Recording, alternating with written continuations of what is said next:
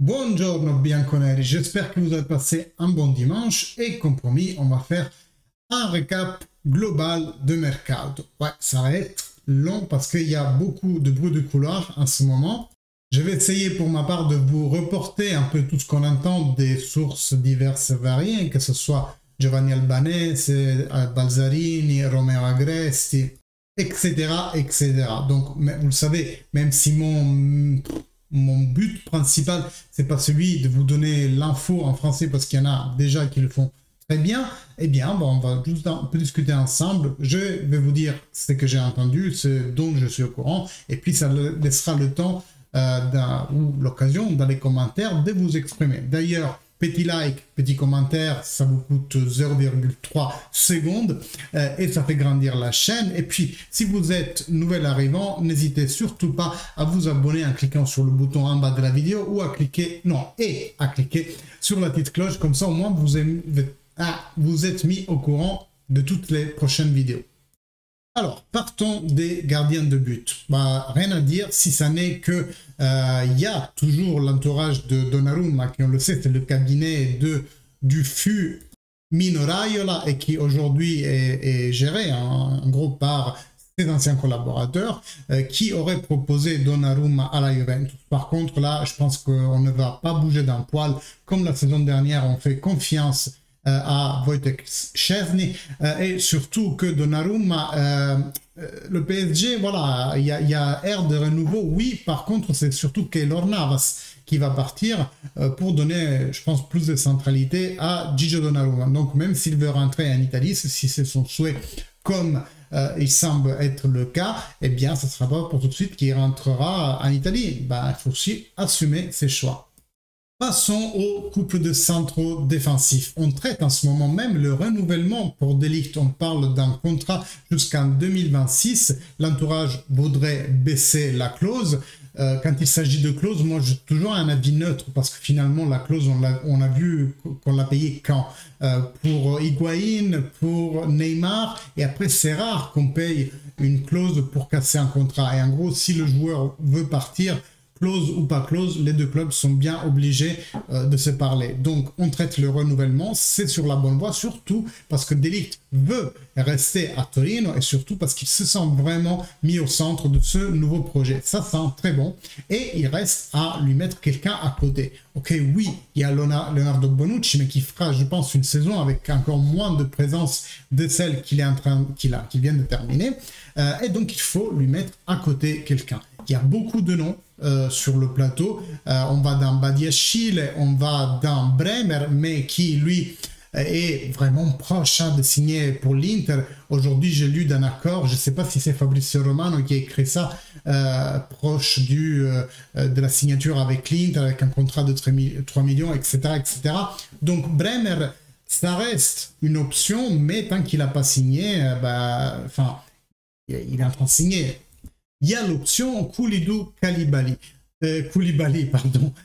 Et on sait que le Napoli va lui proposer forcément un contrat à moindre coût de ce qu'il a aujourd'hui. On parle d'un contrat de 3 millions par saison. Le bruit de couloir du moins dit ça. Par contre, ils ne se sont pas encore parlé directement et son agent a tenu à dire qu'en gros, il ne parle que pour l'instant qu'avec le Napoli. Après, on verra. Je vous rappelle que le contrat de Koulibaly finit l'été prochain. Donc, soit c'est maintenant pour environ une trentaine, je pense, de millions d'euros, chiffre qui est quand même haute pour quelqu'un de 30 ans, ou alors on peut le garder au chaud pour la saison suivante à zéro. Et après, il y a toujours les options low cost de Acerbi et Romagnoli. Je sais, ça ne vous plaît pas, ça ne me plaît pas non plus. J'espère vraiment pas qu'on sera obligé à aller dans cette direction, ça nous fragiliserait beaucoup d'aller sur, oui, des joueurs expérimentés, mais qui n'ont vraiment pas fait leurs preuves, même pas dans le championnat italien. À noter surtout que des options telles que Milinkovic ou Igor de la Fiorentina subsistent encore à ce jour, donc on verra bien quel centro on va finir. C'est clair qu'après, disons que Rudiger nous soit passé sous le nez, on s'est retrouvé un peu déstabilisé du point de vue des centraux. Pour les latérales gauche, notre rêve à tous est bien entendu Destiny Udogie de l'Udinese et qui pourrait arriver avec son compagnon Molina pour la face droite, on va dire. Alors, donc, l'Udinese l'a employé dans un milieu de terrain à 4. Donc, il n'a pas fait, disons, terzino dans une défense à 3. Donc, il a plutôt des caractéristiques de piston latéral qui fait toute la bande latérale. Chez nous, il devrait peut-être s'adapter dans une défense à 4. Et donc, à la fois défendre au bas et attaquer haut si jamais on arrive à avoir une phase d'attaque digne de ce nom l'année prochaine. Ou autrement, il faudra changer de module. Mais je pense pas que l'acquisition d'un joueur aussi jeune pourrait entraîner un changement de module. Je pense qu'on peut partir sur un 4-3-3, quoi qu'il en soit. Autrement, toujours pour le latéral gauche, il y a toujours Wijndal qu'on regarde d'un œil de près, mais aujourd'hui, il n'y a vraiment pas de pistes qui sont ouvertes, alors que pour Udogie, on a fait les demandes exploratives avec l'Udinese et aussi on a apparemment accéléré dans les derniers jours. Milieu. Alors, il faut déjà qu'il y ait des départs. Aaron Ramsey, il va surtout casser son contrat. Il ne va pas revenir à Turin. Toutes les sources que j'ai, elles parlent que de ça, en fait. Albanese, Agresti, pas les sources inside, je veux dire. Moi, j'ai les sources que tout le monde a. Donc, il parle toujours de casser le contrat. Il ne va pas revenir à Turin. Rabiot pourrait partir. Apparemment, il ne serait pas contre, selon Monblano, l'idée de partir. Peut-être même qu'il a quelque chose déjà dans la poche. Et Arthur, sur son procureur, nous a fait bien comprendre qu'il partira aussi. Donc, on a le départ. Ça, c'est très bien. Après, il faut aussi qu'il se concrétise. Weston McKennie intéresse au Tottenham. Mais je pense qu'entre tous ceux dont on doit se débarrasser, Weston McKennie serait vraiment le dernier de chez dernier. Qu'est-ce qui se passe avec Pogba? Apparemment, on a tout fait. Il y a les détails même qui ont été faits. On attend juste la signature. Alors, est-ce qu'on attendait la finale de Champions League? Je ne sais pas. Est-ce que ça peut être la semaine, celle-ci, de Paul Pogba? Et dans ce cas-là, soyez attentifs parce que j'ai une petite surprise pour vous, un petit cadeau que j'ai envie d'offrir à la communauté par rapport à l'arrivée de Paul Pogba, si jamais il arrive. Sinon, vous n'aurez pas de cadeau, tout simplement. Non, je rigole. Mais dans tous les cas, voilà, peut-être que ça sera la bonne semaine pour le voir débarquer à Torino, visite médicale et signature dans la foulée. Moi, ce que je voudrais vous signaler, c'est que la piste Milinkovic-Savic n'est pas fermée. Pour autant, aujourd'hui, on est sur une évaluation du mercato plus ou moins aux alentours de 40-50 millions, alors que lui, le titre, il croit toujours être le roi et en demande entre 70 et 80. Mais à aujourd'hui, je pense toujours pas, et vous me prendrez sûrement pour un rêveur, que l'arrivée de Pogba empêche celle de Milinkovic-Savic. Pourquoi? Parce que tout simplement, tu as plus de pouvoir de négociation avec la Lazio si déjà tu as dans ton effectif Pogba. Parce que, en gros, tu peux dire à Lotito, moi, je m'en fous si Milinkovic-Savic n'arrive pas, j'ai déjà Pogba. Dans ce cas-là, c'est vraiment la volonté du joueur qui va faire tout le taf pour nous. En gros, s'il a vraiment envie de venir à la Juventus, il y aura une longue négociation, sûrement comme il y a eu pour Locatelli et peut-être pour Vlahovic. On ne sait pas tout encore à ce sujet, mais je pense que la volonté de Vlahovic était depuis déjà un an et demi de venir à la Juventus. Et voilà, il fera le travail pour nous. Autrement, maintenant que le Chelsea a été vendu, il y a aussi la piste Jorginho qui sert active. Moi, je pense qu'une semaine, 2 semaines, le temps que la dirigeance se remette d'aplomb, une nouvelle dirigeance, peut-être même, je pense sûrement, parce que l'ancienne était Marina Graviskova, quelque chose du genre, était quand même fortement liée au président Abramovich, il a quitté maintenant. Donc, il y a une petite phase de réorganisation du Chelsea, après quoi je pense que la piste à Jorginho pourrait se réchauffer puisque selon Repic, Jorginho aurait déjà un accord avec la Juventus pour un contrat de 4 ans. Et passons donc à l'attaque. Alors oui, Di Maria, toujours la même chose.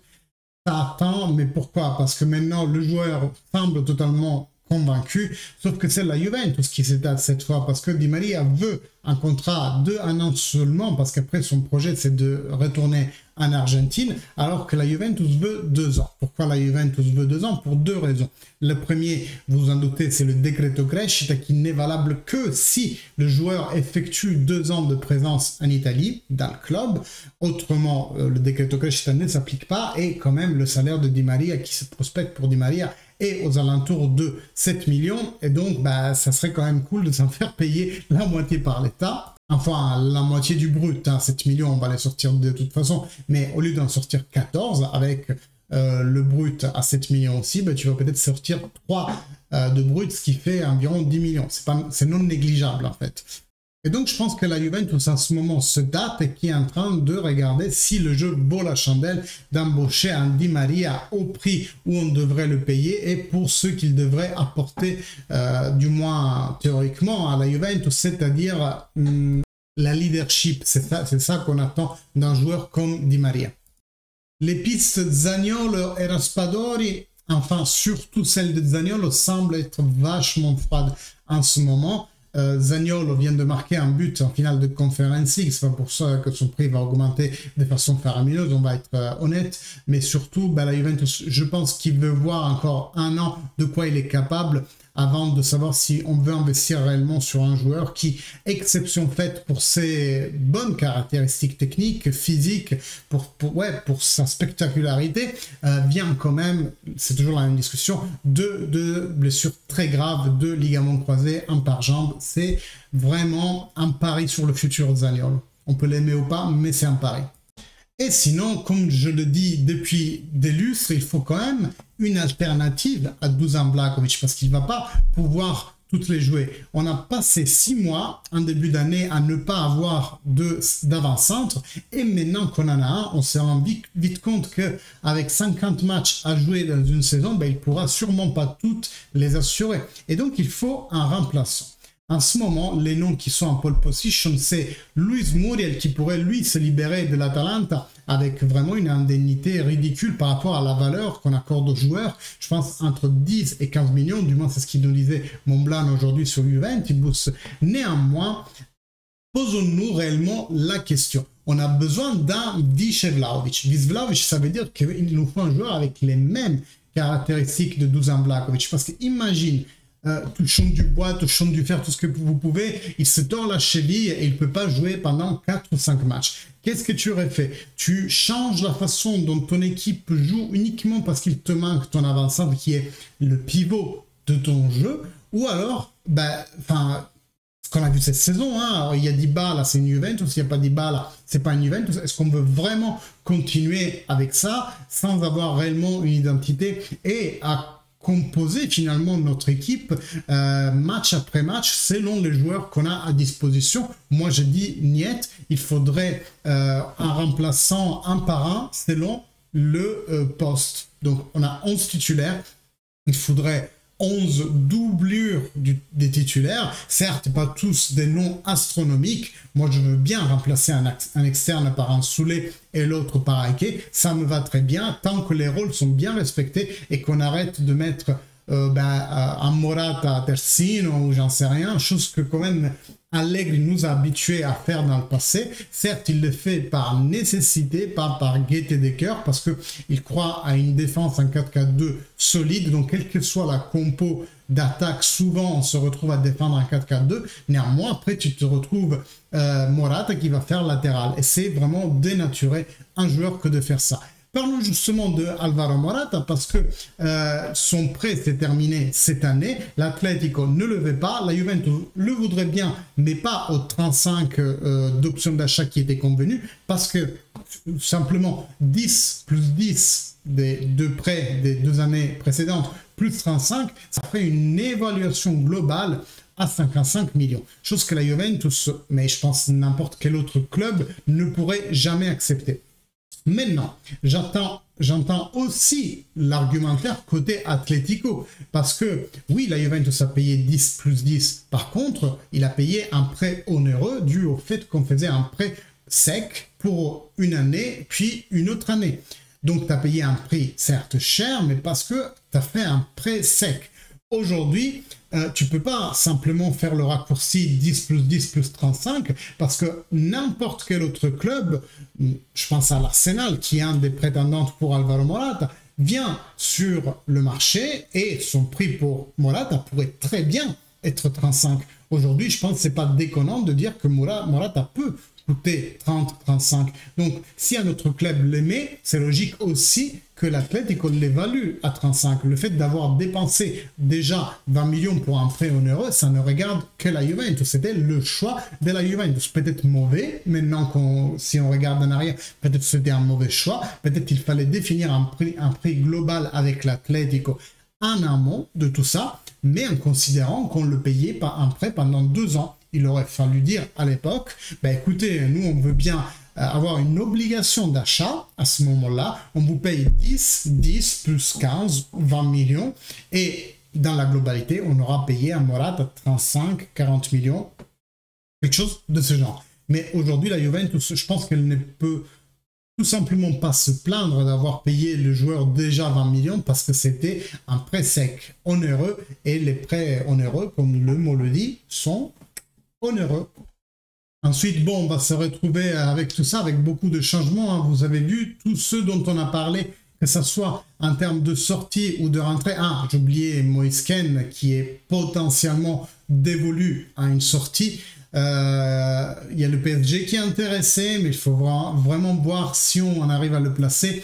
Si on n'arrive pas à le placer, les gars, il faut juste mettre une croix dessus et se dire que c'est un CTP et il va falloir croire vraiment à la bonne foi du joueur et à la foi du staff technique pour qu'il puisse intégrer mieux la Juventus qu'il ne l'a fait cette année. Et c'était vraiment une année horrifique pour Kean parce que il ne sait même plus arrêter un ballon. Il arrête un ballon et le ballon il court à 5 mètres. Il est obligé de courir après le ballon. C'est plus un arrêt orienté, c'est un arrêt désorienté.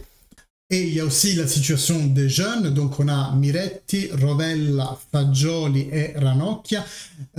Pas tous les quatre vont rester hein, en première équipe. Il y a aussi Soulé et Ake qu'il va falloir garder en considération. En ce qui concerne Soulé et Ake, je suis à peu près certain pour Soulé qu'il soit en première équipe l'année prochaine. Ake, à voir si encore on se le partage avec la Under 23. En tous les cas, s'il fait 5 présences avec la Juventus titulaire, on va dire, il ne pourra plus revenir en Under 23. C'est ça la règle.